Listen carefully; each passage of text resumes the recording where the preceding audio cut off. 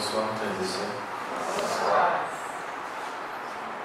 Je bénis le Seigneur pour ce qui me donne encore la grâce d'être avec vous ce soir, pour communier avec vous, avec sa parole. Je bénis aussi le Seigneur pour ce temps de grâce qu'il a décidé de vous donner, à vous, communauté chrétienne. J'avais décidé de nous rassembler chaque semaine de ce mois pour méditer sur la guérison divine. Seigneur, je voudrais te donner toute la gloire. Je suis le plus petit d'entre tous. Je ne suis pas la personne la mieux qualifiée en ce jour pour partager sur ce thème qui m'a été confié.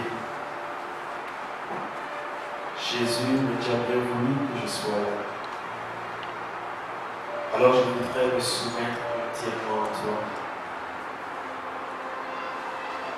Je voudrais, Seigneur, te donner tout mon être. Je voudrais, Seigneur, être simplement un canal. Que tout moment se taise, afin que toi-même tu puisses parler à tes enfants.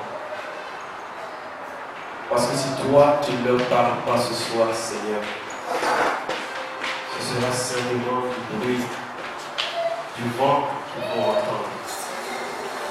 Si toi, Seigneur, tu ne dis pas une parole à quelqu'un ce soir, il nous repartira comme il est venu. Jésus,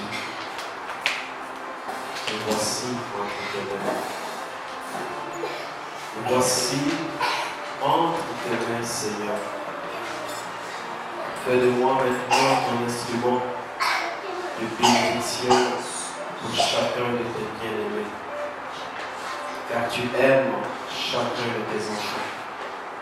Tu aimes chacun personnellement. Et tu as convoqué chacun pour le bénir de façon particulière. Jésus,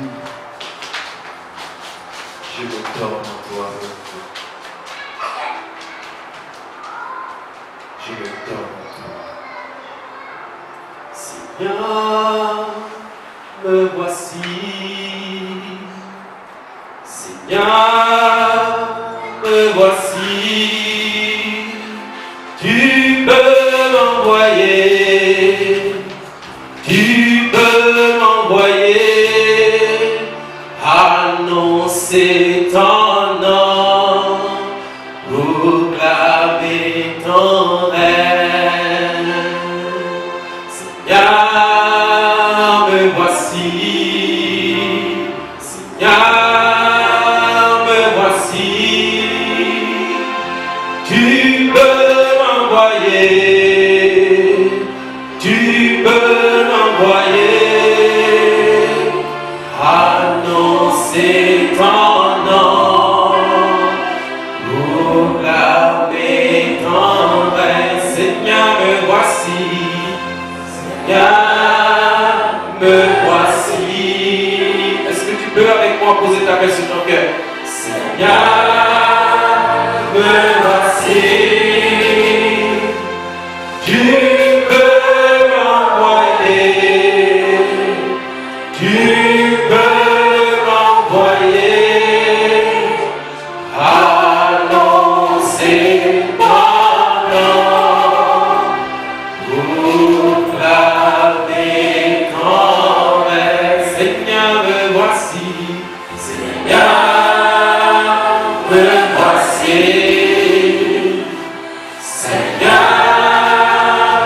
me voici. Tu peux m'envoyer. Tu peux m'envoyer.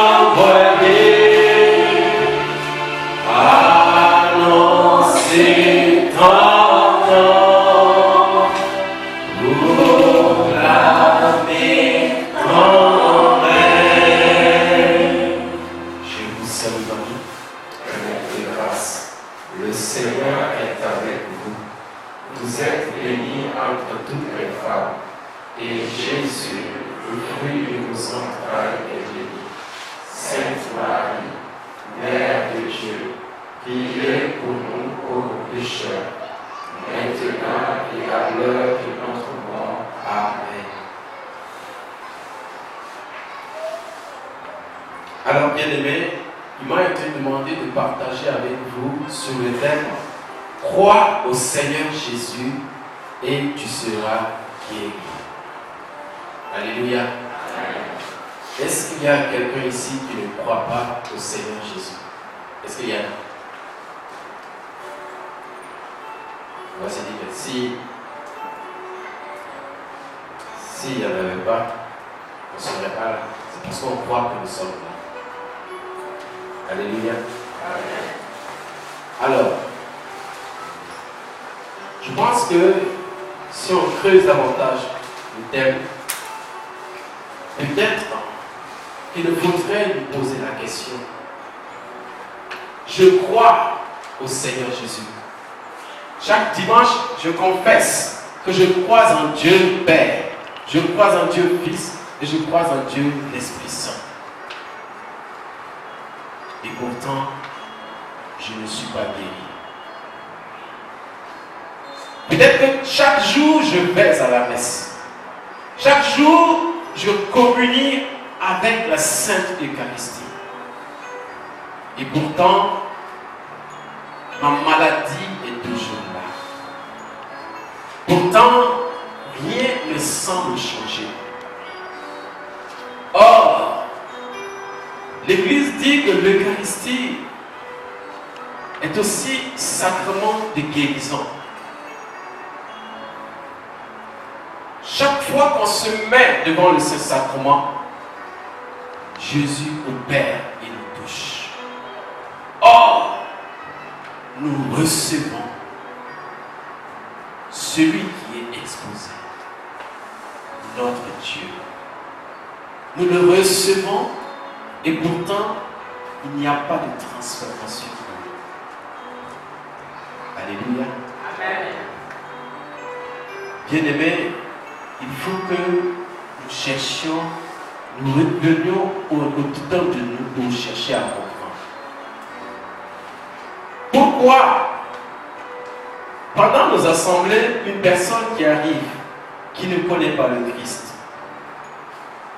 reçoit la guérison quand on lui propose le Christ?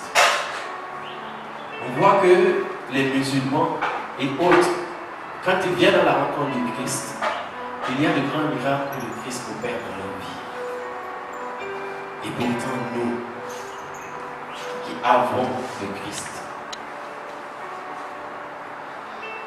nous cherchons, nous pourchassons la guérison, nous pourchassons les miracles sans les avoir.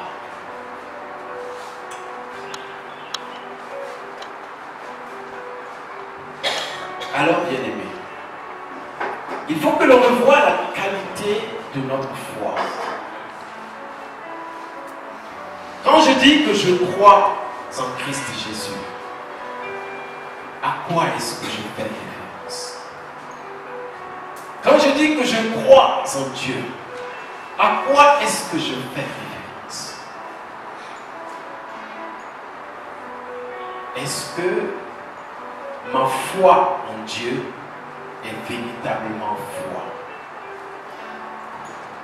L'auteur de la lettre aux Hébreux dit au chapitre 11, verset 1, que la foi est...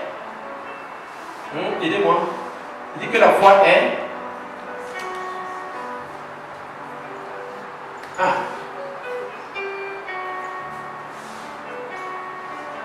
D'accord. Quelqu'un peut chercher Sagesse, chapitre 9, verset 12, je crois. Ou c'est le chapitre 12, verset 9. La foi est la ferme assurance des choses que l'on espère. La ferme démonstration des choses que l'on ne voit pas. Quelqu'un a trouvé Sagesse, chapitre 12, verset 9, chapitre 9, verset 12. Je veux donc comprendre quelque chose.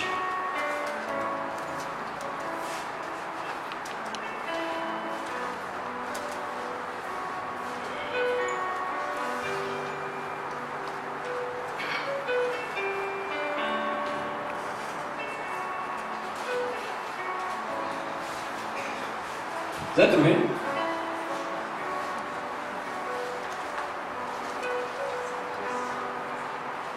Ok.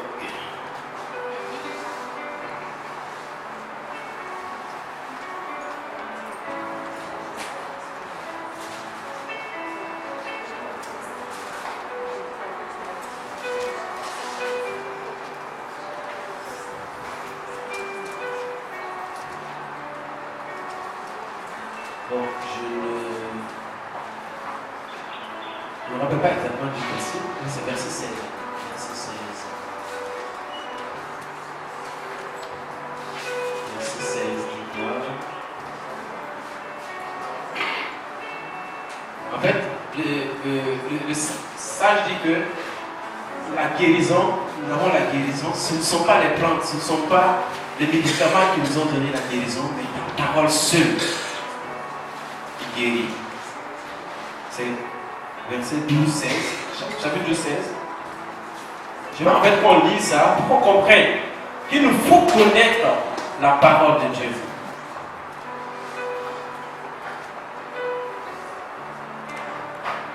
Bon, je vais chercher ça. La parole de Dieu, c'est important pour nous de côtoyer la parole de Dieu. De la côtoyer, parce qu'en la côtoyant, on va découvrir les mystères de la guérison divine. Notre foi en Christ Jésus nous établit sur le Christ qui est le roc véritable, le rocher de nos vies, le guide de nos vies. Et c'est cette même foi qui nous fera dire que le Seigneur est mon berger et je ne manquerai de rien. Il veille sur moi, il me protège, il me garde. Parce que nous avons foi en le Christ Jésus. Alors, je veux revenir sur le passage qui est associé au thème de confier. Jean, chapitre 4, versets 46 à 49. Alors, il est dit qu'il retourna à Cana de Galilée où il avait changé l'eau en vin. Et il y avait un fonctionnaire royal dont le fils était malade à Capharnaüm. Apprenant que Jésus était arrivé de Judée en Galilée, il s'en vint le trouver et il le priait de descendre guérir son fils car il allait mourir. Jésus lui dit: si vous ne voyez des signes et des prodiges, vous ne croirez pas. Le fonctionnaire royal lui dit: Seigneur, descends avant que ne meure mon petit enfant. Jésus lui dit: va, ton fils vit. L'homme crut à la parole que Jésus lui avait dite et il se mit en route. Déjà il descendait quand ses serviteurs, venant à sa rencontre, lui dit que son enfant était guéri. Parole du Seigneur. Alors voici un homme qui a son enfant malade et qui vient voir Jésus pour demander que Jésus vienne chez lui. Ce passage me fait penser à l'autre passage où il y a le même centurion romain qui vient voir Jésus pour lui dire que son serviteur est malade. Et quand il vient voir Jésus, les Juifs disent à Jésus: cet homme-là est bon. S'il te plaît, va chez lui et fais quelque chose pour lui. Il a même construit une synagogue pour lui. Et Jésus dit: d'accord, il n'y a pas de souci. Allons, je vais te suivre pour aller chez toi. Je vais aller chez lui. Dans ce que nous venons de lire, quand Jésus lui dit: va, ton enfant est guéri, il dit: je crois. De l'autre côté, Jésus est en route et le centurion envoie quelqu'un rapidement pour dire à Jésus: pardon, moi là, je suis indigne pour que tu viennes jusqu'à chez moi. Reste là-bas seulement et dis une parole et je suis sûr que mon serviteur sera guéri. Voilà, Jésus a dit une parole et il dit: je crois. Et l'autre dit: je ne suis pas digne de te recevoir dans ma maison, mais dis seulement une parole, je suis sûr que mon serviteur sera guéri. Et Jésus dit, waouh, quelle foi! Même dans tout Israël, je n'ai pas vu une telle foi. Jésus proclame la guérison de l'enfant. Alors, chaque jour, avant de recevoir le corps du Christ, nous disons, Seigneur, je ne suis pas digne de te recevoir. Il dit seulement une parole et je serai guéri. Dis seulement une parole et je suis toujours malade. Nous ne prenons pas conscience de ce grand mystère qui se produit. C'est pour ça que chaque fois, les choristes prennent ce cantique qui dit « Oh, quel beau mystère !» Voilà, le Créateur s'unit à sa créature. C'est un grand mystère qu'il faut méditer.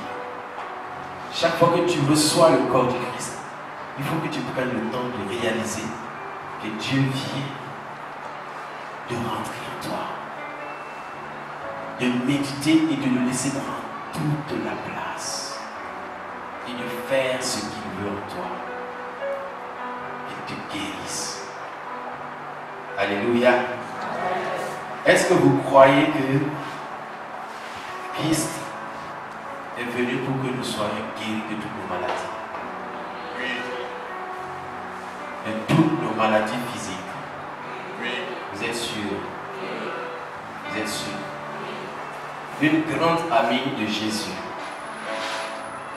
qui s'appelle Marthe Robin. Vous avez entendu parler d'elle? Vous avez appris qu'elle est tombée malade et qu'elle ne pouvait pas manger pendant plusieurs années.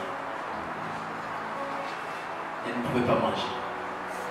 Et ce qui l'a maintenue en vie, c'était le corps de Christ. Elle est restée clouée au lit. Son désir d'être avec le Christ surpassait son désir de guérir de sa maladie. Alors quand nous avons une fixation sur la maladie, on met Jésus patiente un peu. Moi je suis malade d'abord. À tel point que quand celui qui venait pour lui donner l'Eucharistie, on dit que l'Eucharistie voulait pour aller avec. Le Seigneur était pressé de la réjouir. Tellement elle voulait être unie à Jésus. Et donc, bien aimé, chaque fois que Jésus a guéri quelqu'un, il lui dit, va, ta foi t'a sauvé. Donc, la réalité, c'est que Christ veut que notre âme soit sauvée. Ce qui l'intéresse le plus, c'est de guérir notre âme.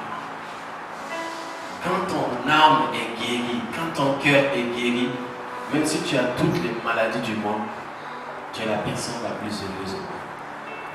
Parce que tu ne sais pas ce que c'est que la souffrance. Véritable. La petite Thérèse, de l'enfant Jésus, elle est tombée malade. Malade. Et pourtant, elle a cherché Jésus. Elle a continué à le chercher dans ce couvent. À tel point qu'elle a osé dire, je passerai au ciel à faire le bien sur la terre. Et dit, au cœur de l'église, moi, je vais être là. Son âme était guérie et elle sait que c'est ce qui est le plus important. L'union de notre âme au Christ Jésus va aussi lui laisser toute la latitude de faire ce qu'il veut. Alléluia. Alors je voudrais qu'on lise un autre passage où Jésus fait quelque chose en tenant compte de la foi de la personne. Vous avez connu l'histoire de Bartimée, n'est-ce pas? Marc le chapitre 10, verset 46.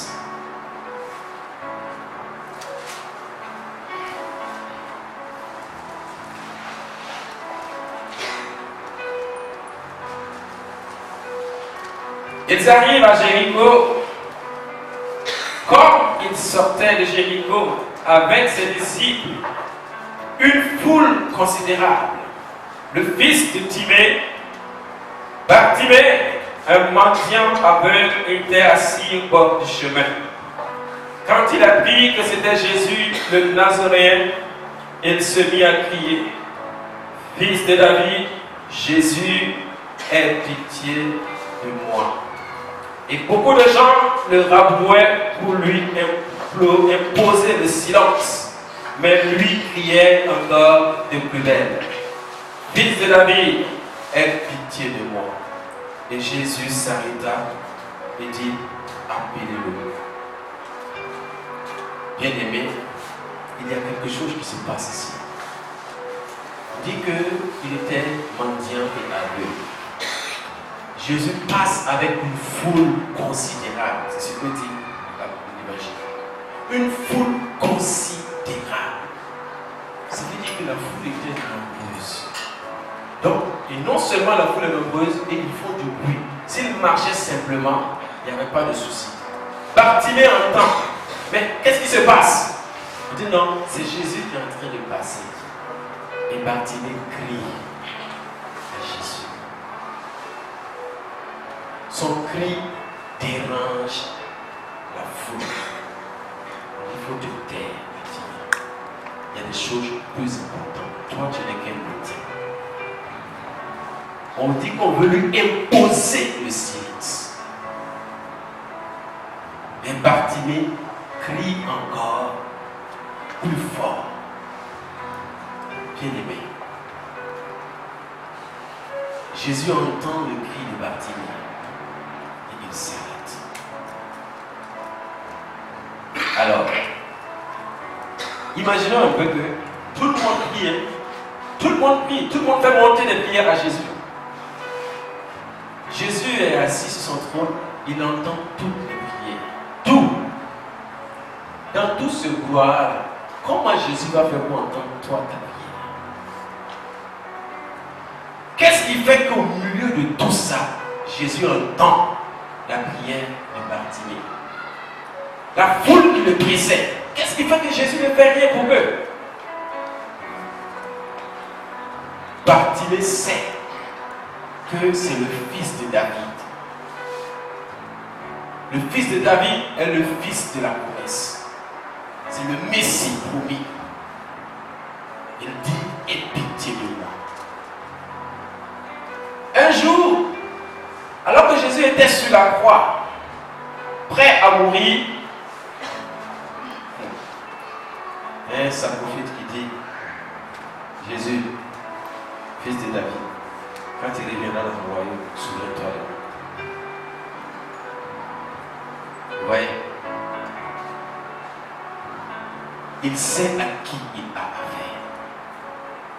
Et si tu t'abandonnes à lui avec confiance, tu auras.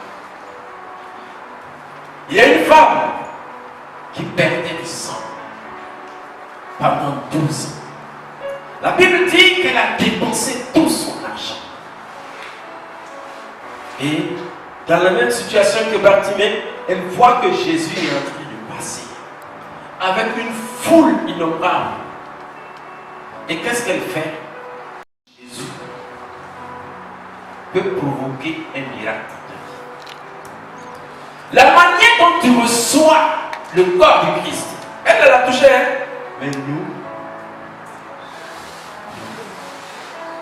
recevons. Alléluia. Comment tu touches Jésus? Il faut savoir provoquer ton miracle. faut savoir ouvrir ton cœur à la grâce de Dieu.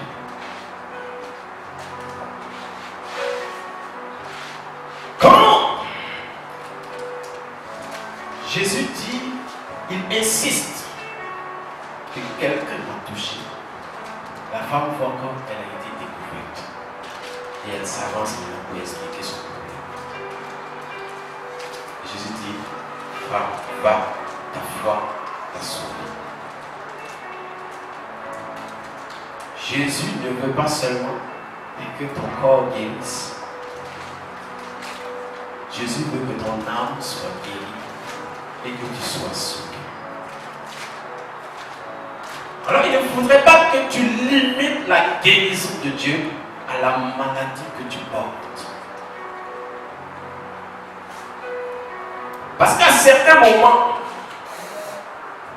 tu pourrais présenter à Jésus ta maladie. Et pendant ce temps, Jésus voit que toi, ta maladie là n'est pas un problème. Mais il voit que le problème que tu as avec ton mari est un problème qui est beaucoup plus capital à résoudre que de soigner ton mal de tête. Quand nous nous présentons à Jésus, il priorise. Il sait ce qui est le plus important pour lui. C'est lui qui nous a créés. Et il sait le plan qu'il a tracé pour nous. Jérémie dit que Dieu dit par Jérémie, je connais les projets que j'ai formés pour toi. Et ce sont des projets de paix, de bonheur, de bénédiction. Jérémie 29, 11. Alors, bien-aimé, Dieu ne nous veut que du bien. Alors ne croyons pas que Dieu nous a oubliés. Mais nous pouvons aussi provoquer Dieu pour recevoir la guérison divine. Jésus dit en Marc le chapitre 11 verset 24 que quand vous priez pour demander quelque chose à Dieu, croyez que vous l'avez reçu et cela vous sera donné. Alléluia. Alors l'action de grâce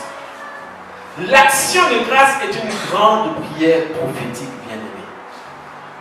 C'est une grande prière prophétique qui est capable de provoquer le cœur de Dieu.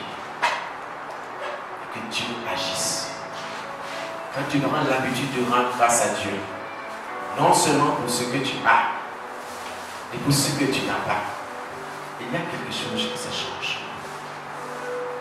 Tu commences à dire merci à Dieu pour la guérison qu'il t'a donnée, pour la paix qu'il t'a donnée à ton foyer, pour la vie qu'il a donnée à la personne pour qui tu pries, qui est toujours couchée à l'hôpital. Tu commences à rendre grâce à Dieu, à rentrer dans une dimension à tel point qu'à un moment donné, toi-même, on dirait que tu rends grâce à Dieu comme si réellement c'était fait. Et pourtant, il n'y a rien. Tu entres dans une autre dimension de la vie spirituelle, de la vie surnaturelle. Tu rends grâce à Dieu. Vous n'êtes pas sans ignorer que quand on demande une grâce à Dieu, elle est d'abord dans la réalité spirituelle, avant de venir dans la réalité physique.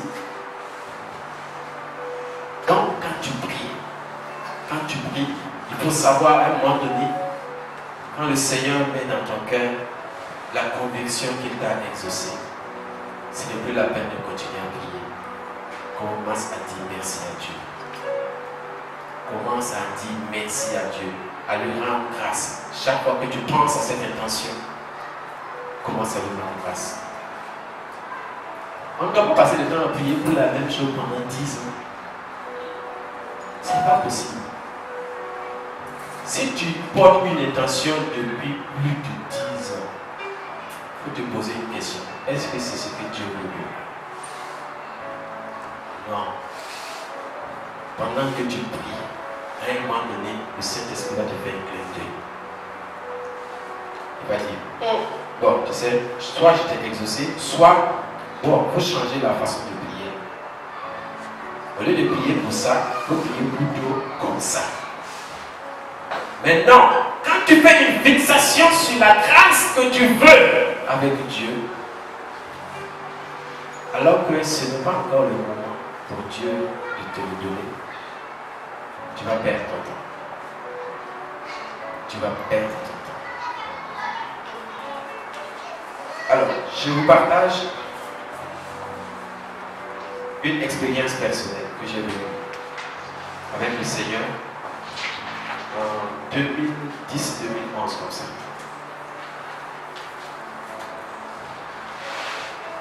J'étais assis en train de méditer la parole de Dieu quand j'entends une voix qui me dit: les enfants du royaume ne doivent manquer de rien. Ça c'est quoi?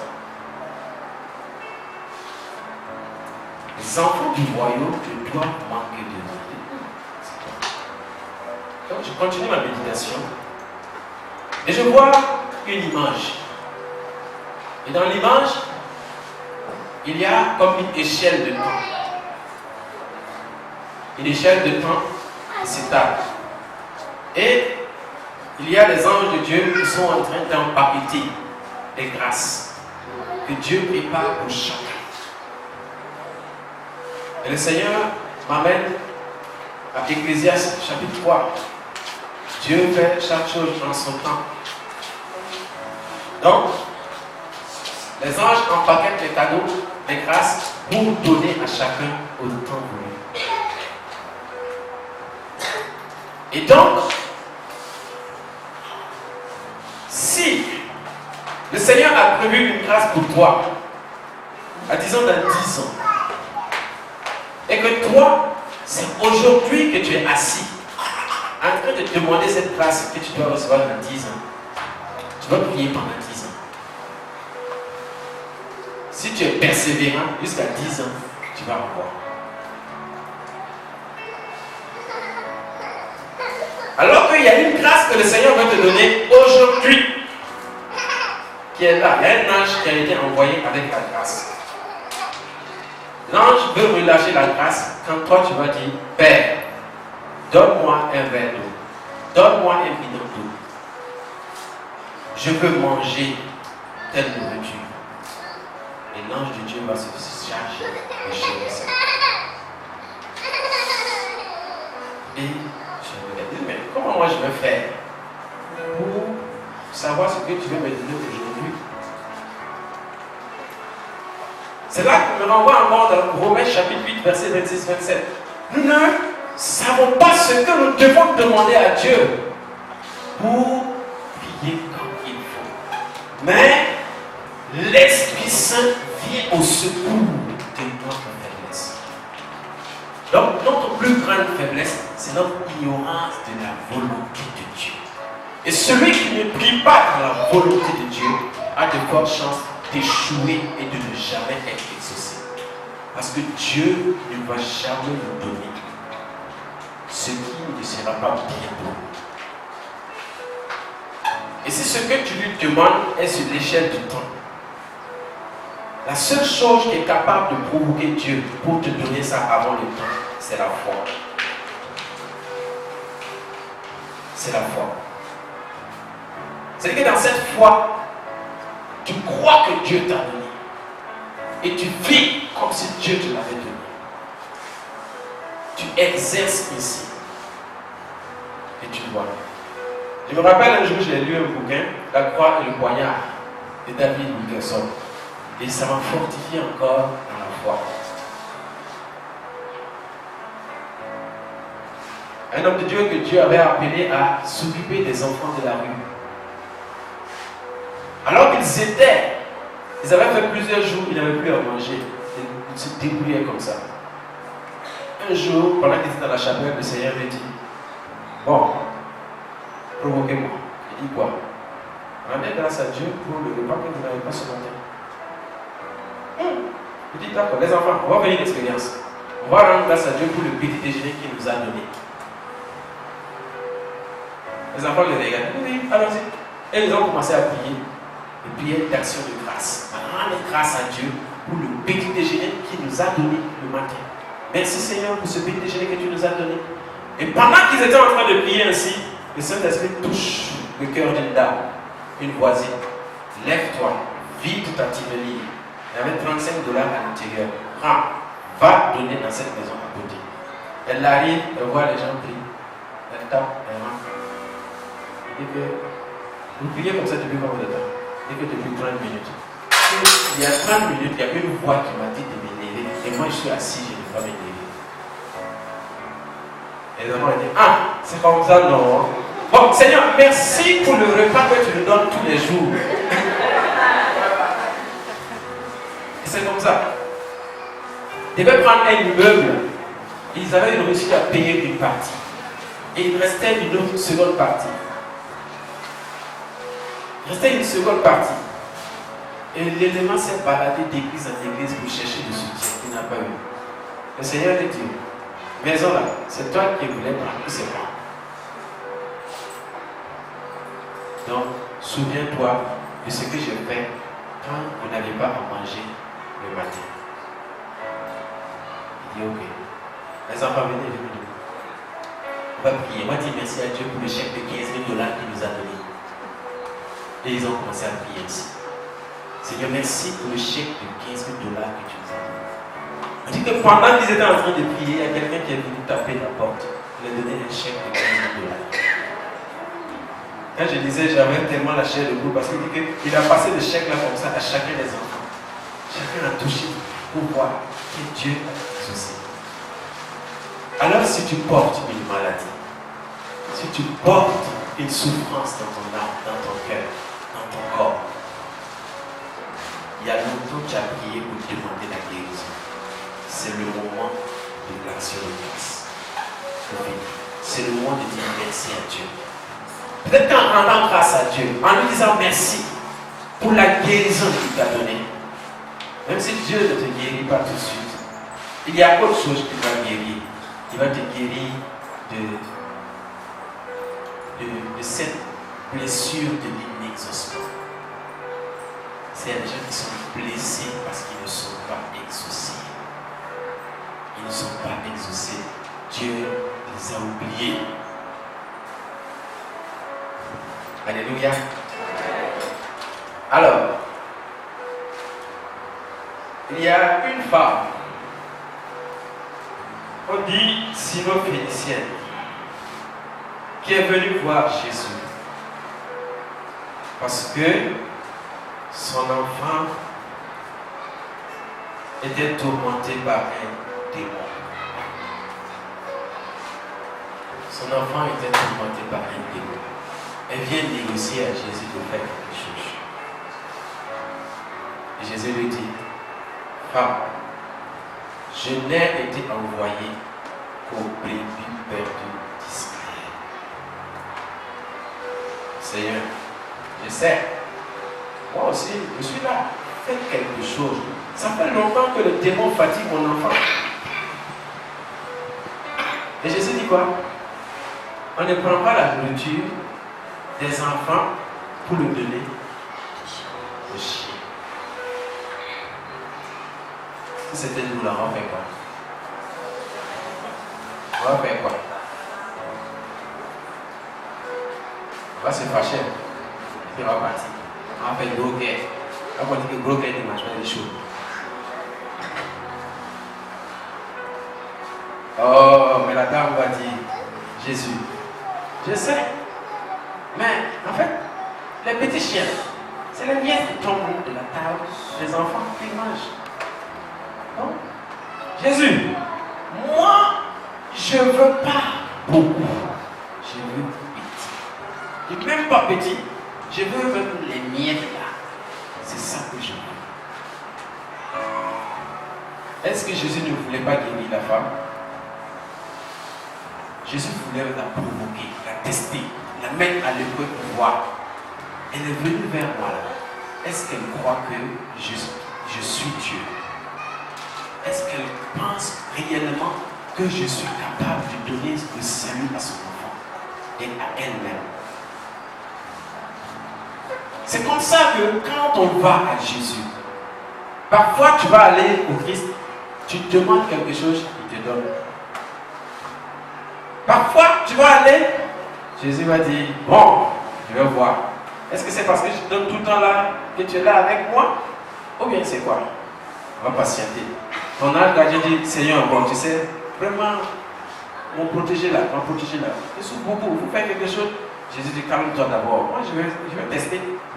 Donc, dans le test là, il dit, il ne va pas donner maintenant, il va attendre. Donc, attendre un peu là, tu te dis, peut-être que demain il va donner, demain il ne donne pas, une semaine il ne donne pas. Jésus, on a fait là, hein? Bon, est-ce qu'on va pas chercher un raccourci? Et c'est comme ça qu'on cherche un raccourci. Comme Abraham. On lui dit, tu seras le père d'une multitude. Ce qui s'est passé avec Abraham qui nous servit de leçon. Il rencontre Dieu quand il a 75 ans. Et Dieu lui dit, tu seras père. Dieu sait que tu ne peux pas avoir d'enfant. Tu vas être père. Et père d'une multitude. Abraham dit, ah, ça c'est bien ça. Et puis il suit. Comment Dieu te met des promesses. Puis tu es content. Tu suis. Et ce qui se passe, ça dure. On ne voit pas. Abraham dit à Dieu un jour, bon, je suis devenu vieux et je n'ai pas d'enfant. Ce sont mes serviteurs qui vont hériter de moi. Dieu dit à Abraham, sors de la nuit là comme ça, sors, regarde le ciel, regarde les étoiles, compte si tu peux. Seigneur, je ne peux pas. Telle sera ta descendance. Seigneur, tu dis où? Mais je ne vois pas. Sarah dit à Abraham, tu sais, laisse, j'ai trouvé la solution. Il faut faire enfant avec Adam. Abraham va faire enfant. Dieu dit, lui là, c'est pas le fils que moi j'étais pour. Ce que j'ai dit, je vais l'accomplir. Jusqu'au jour où il passe à côté. Et Abraham provoque en Dieu avec une hospitalité légendaire. Il ne sait même pas que c'est Dieu. Il court, il dit, venez, ne passez pas sans vous arrêter chez moi. Et il leur donne à manger. Et c'est là qu'il dit, l'an prochain, je repasserai ici, à cette même période, et tu auras un enfant. La prophétie venait de se rapprocher. Sa femme même ne croyait pas. Abraham dit, ok, Isaac est né. La même hospitalité envers les hommes de Dieu a provoqué une guérison chez une femme.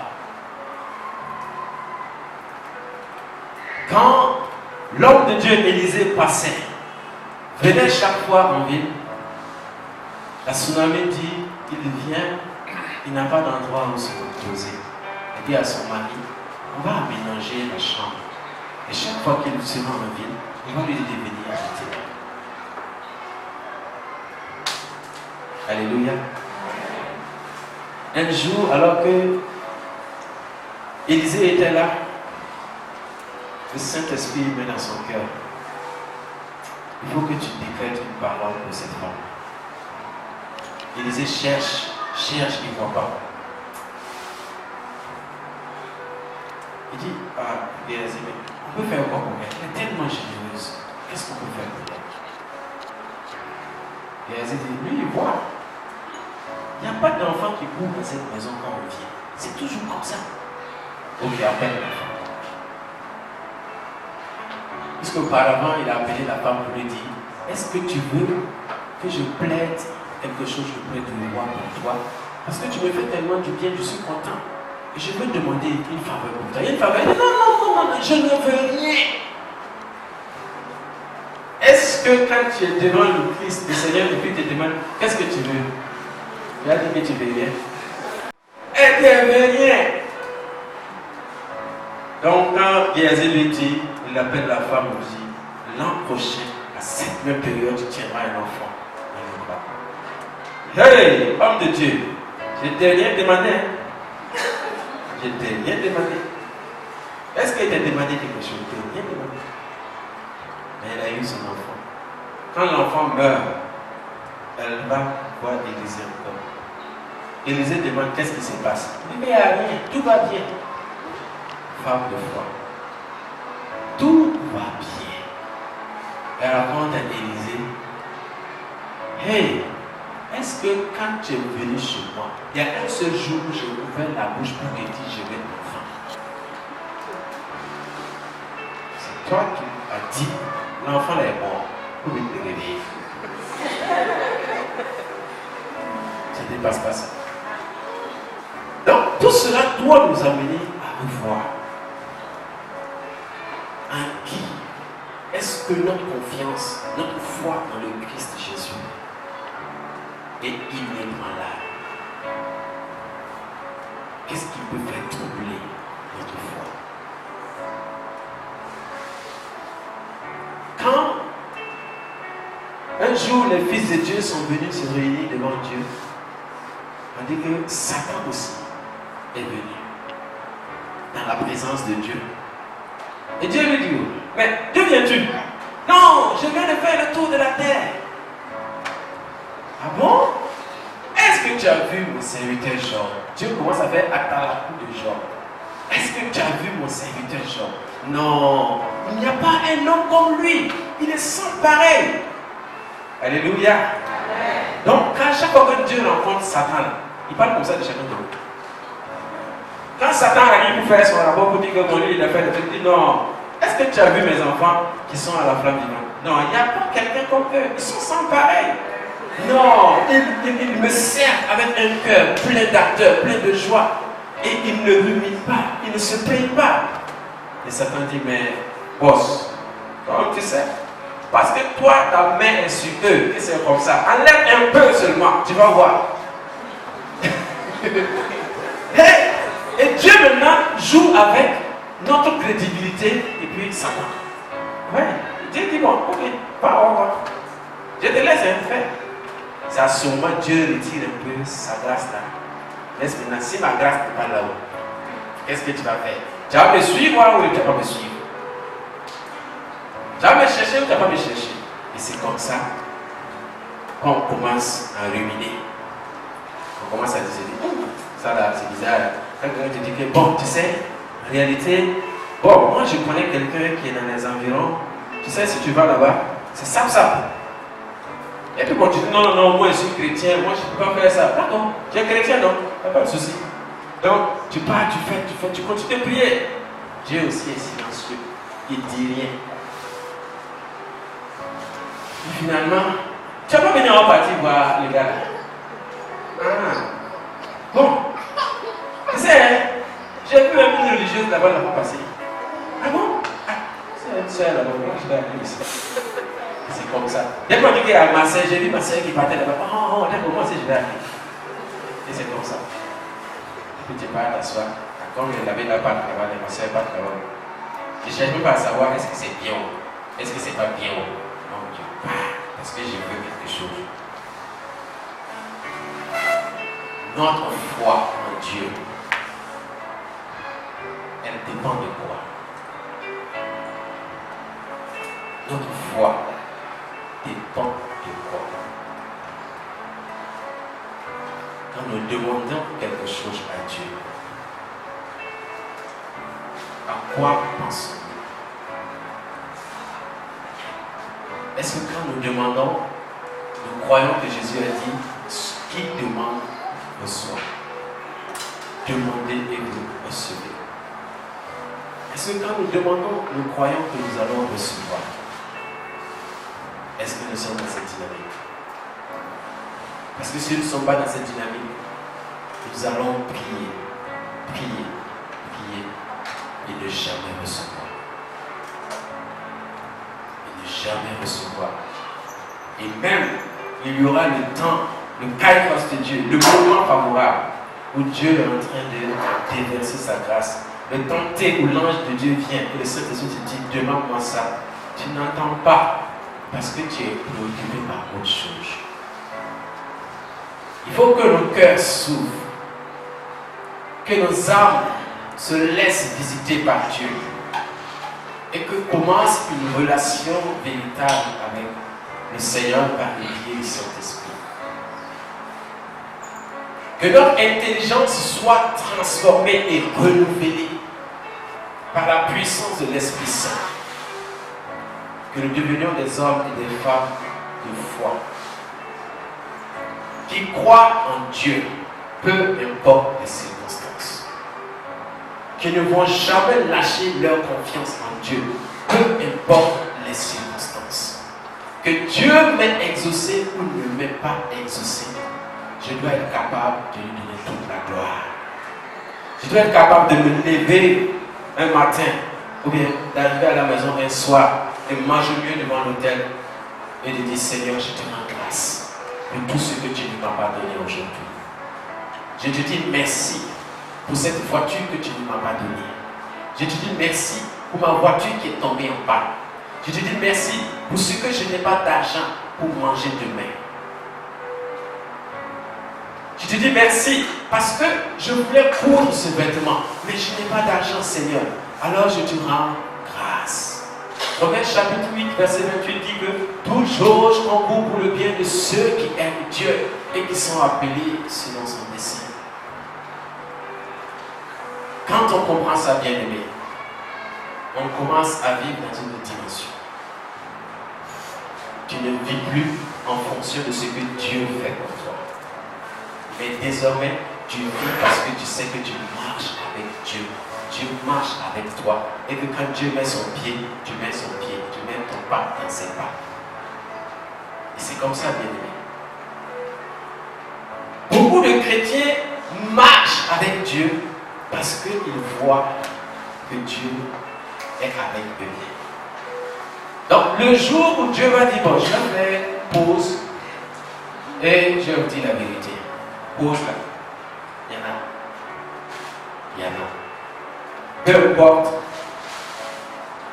toute l'intimité que tu as, peu importe la force, la relation que tu as avec le Seigneur, il y a des moments qu'on dit des moments de désert où Dieu semble avoir voyagé pour toi. Dieu a voyagé. Il est loin. Tu ne vois même pas où ça poussière. Tu cherches à savoir mais il est où. Voilà. Mais quand Dieu voyage en ce moment, qu'est-ce que moi je fais? Est-ce que je le cherche ou bien j'attends son retour? Très souvent, les gens s'asseyent, ils attendent jusqu'à ce qu'ils reviennent. Bon, et en attendant, bon, comme Dieu n'est pas là-haut, on va faire quelque chose. En attendant, quand tu vas venir, on va commencer à prier. Non? On les cherche par toutes les voies à prier. Donc, continuer à garder la confiance. Avoir une belle relation avec la parole de Dieu. La lire, la méditer. Se laisser illuminer par la lumière de la vérité divine. Car c'est cette vérité-là qui nous libère. Jésus dit en Jean chapitre 8, verset 32, que quand vous connaîtrez la vérité, vous serez libres. Quand vous connaîtrez la vérité, vous serez libres. Et celui qui est ignorant meurt. C'est ce que nous dit la parole de Dieu encore. Osée chapitre 4, je crois, verset 6. On peut périr parce que il manque de connaissance. Alléluia. Alors, bien-aimés, nous sommes invités à croire que Dieu peut nous guérir et que Dieu même nous a guéris.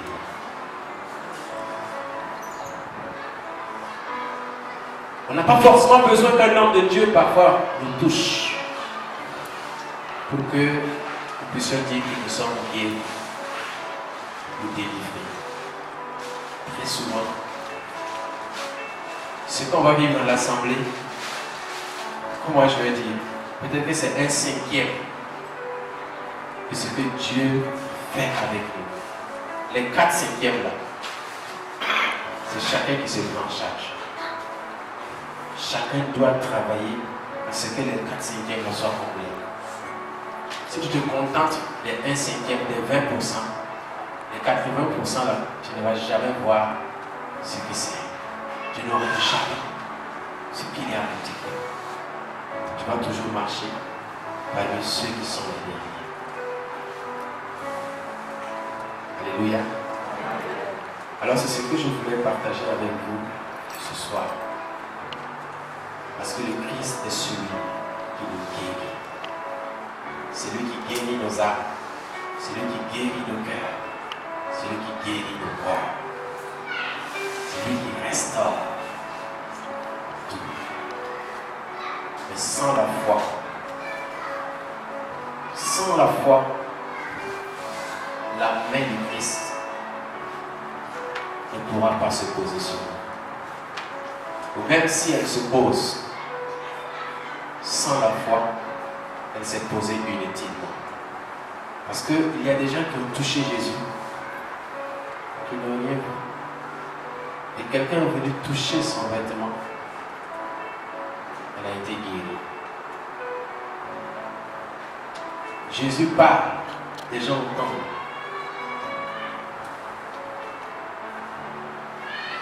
Ils ne voient rien changer dans la vie. Mais quand Bartimée parle, Jésus entend. Comment Jésus entend ta prière? Comment est-ce que tu adresses ta prière à Dieu? Est-ce que tu as la foi qu'il est capable de te guérir et de te libérer du poids de la maladie que tu portes? Est-ce que tu crois qu'il est capable de te guérir au-delà de la maladie que tu portes?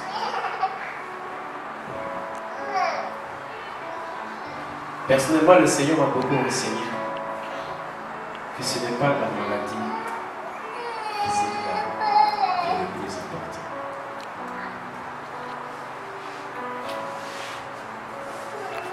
Je me balade avec des mots Dieu depuis quand même un assez beaucoup de temps. Quand ça s'enflamme, souvent je ne peux même pas travailler. Je peux faire un mois sans pouvoir regarder mon ordinateur. J'ai prié, Seigneur, pardon, guéris mes yeux. Moi aussi j'ai fait comme les chrétiens. J'ai eu mon frère, homme de Dieu, pardon, vous priez pour moi, j'ai mal les yeux. On a prié. Mes yeux sont toujours malades. C'est pas ça qui est la priorité du Seigneur.